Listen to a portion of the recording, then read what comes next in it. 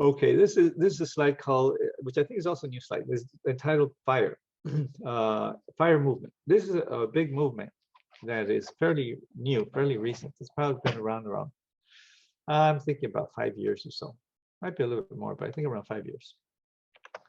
Okay. And FIRE stands for financially independent, retire early. That's the official definition of FIRE. Okay, but I call it retire ecstatic or retire euphoric. Okay, I don't know, but there's from my point of view, there's no point in retiring early. You know, if you retire early, what are you gonna do with your life?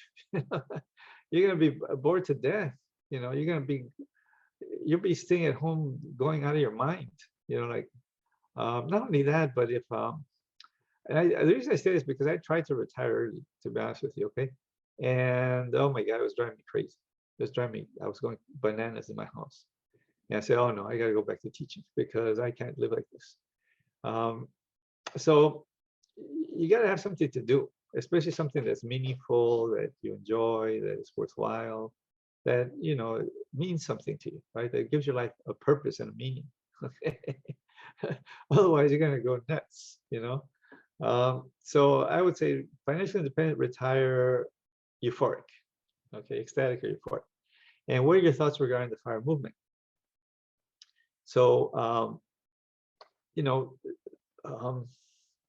financially independent means that you can cover all your expenses without having to work.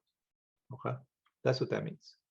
Once you can cover all your expenses without having the need to work through these different sources of income that we discussed earlier, you're financially independent. You don't need anybody. You don't need a job. You don't need a boss. You don't need nothing, right? You're financially independent.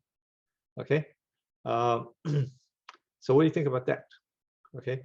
And then retiring early, as I just mentioned a while ago, I don't think that's a good idea, to be honest with you.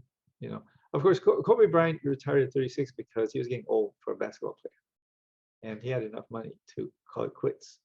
But and of course, athletes after a certain point they have to.